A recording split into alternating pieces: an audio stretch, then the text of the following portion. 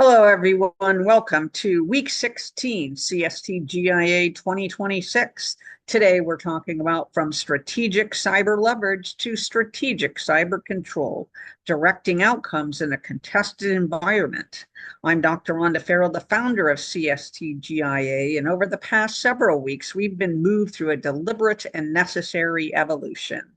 Week 10 introduced defensive autonomy systems that learn faster than adversaries. We then moved to elevated cyber resilience as a strategic capability, expanding to ecosystem resilience, securing what we do not yet control, establishing institutional control and ensuring consistency under pressure, then using advanced strategic cyber advantage, designing systems that win, and then moving us to strategic cyber leverage, applying capability with intention. Now, week 16 addresses the next and defining question. Once leverage is established, how do we ensure outcomes are consistently directed, not just influenced? Because in 2026, capabilities enables, advantage positions, leverage applies, but control ultimately determines the outcomes.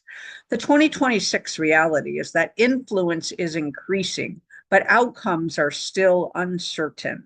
Across global cyber activity and intelligence signals, a clear pattern is emerging. Organizations now have AI-enabled detection and response, expanded visibility across ecosystems, strengthened governance models, increasing workforce capabilities, and yet they are still influencing conditions but not determining outcomes, reducing exposure but not eliminating variability, acting faster but not always acting consistently. So this creates the next gap: strategic leverage without durable control.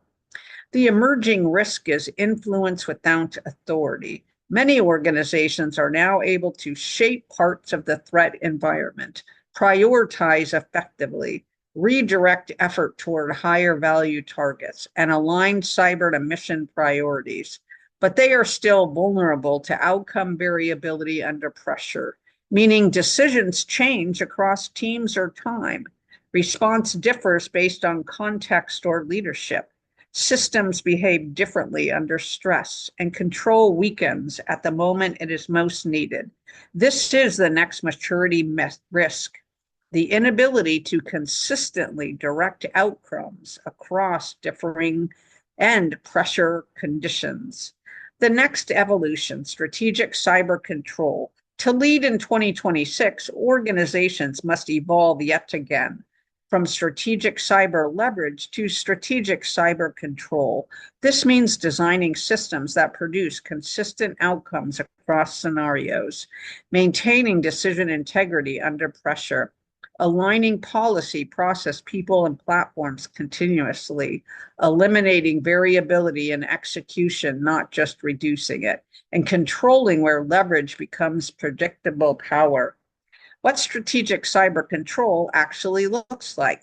Well, strategic cyber control is not total prevention, perfect visibility, or absolute certainty. It is the ability to execute consistently across environments, maintain decision alignment under pressure, ensure repeatable outcomes across teams and time, reduce variability in how risk is managed and mitigated. Control is not about eliminating uncertainty, it is about eliminating inconsistencies. So our 4 moves to build strategic cyber control are as follows. From prioritized action to repeatable execution is number 1.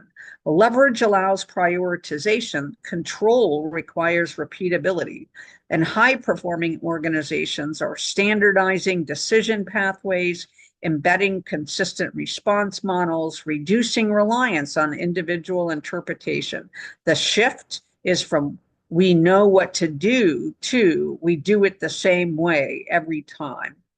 Number 2, from environmental shaping to outcome assurance. Leverage enables shaping the environment. Control ensures predictable results within that environment. This includes designing systems that enforce outcomes, embedding constraints that limit variability, aligning execution across all dependent systems, the shift from influencing conditions to ensuring outcomes. Number 3, from capacity reclamation to capacity discipline. Week 15 introduced capacity reclamation. Week 16 requires capacity discipline. So organizations must protect reclaimed capacity from re-expansion. They must allocate effort intentionally. They must prevent drift back into reactive activity. The shift is from gaining capacity to controlling its use. Number 4, from mission alignment to mission assurance, leverage aligned cyber to mission. Control ensures mission continuity under all conditions. This requires cross-system coordination, defined degradation pathways, consistent decision-making under stress, and alignment across policy, operations, and leadership. The shift from enabling mission to guaranteeing it. So our workforce reality is control is an organizational discipline. Strategic cyber control is not technical. It is behavioral, structural, and leadership driven. It requires leaders who reinforce consistency, not improvisation. Teams who operate within defined decision systems. Organizations that reward discipline, not volume. And workforce alignment across cyber IT and operations. In 2026, cyber capability is built by systems, but cyber leverage is applied by leaders. Cyber control is sustained by organizations. So the strategic implications for 2026 are that organizations that will achieve strategic cyber control oftentimes and will deliver consistent outcomes under pressure, reduce decision variability across environments, maintain operational continuity across disruptions, align their cyber capability to enterprise performance, and scale resilience without increasing complexity. Organizations that are not able to achieve this level of maturation will experience inconsistent execution, depend on individual decision-making, lose control in high-speed scenarios, increase effort without improving outcomes, and struggle to sustain advantage. The difference is not capability. The difference is control of how that capability is applied. So our week 16 reflection is to ask yourself and your organization team members, where do outcomes vary across teams or conditions? Where do decisions change under pressure? Where is capacity being used reactively instead of intentionally? Where is cyber aligned to mission but not ensuring its continuity? Where do we influence outcomes but not control them? If the answer is unclear, control has not yet been achieved. So our week 16 action is to conduct a cyber control validation exercise, identify one mission critical system or function, evaluate are outcomes consistent across scenarios, do decision pathways hold up under pressure, is execution repeatable across teams, is capacity being applied intentionally, then take one action, standardize one decision pathway, reinforce one execution model, eliminate one source of variability, because control is built through consistency, not complexity. Our closing thought for today is the cybersecurity challenge of the past was protection.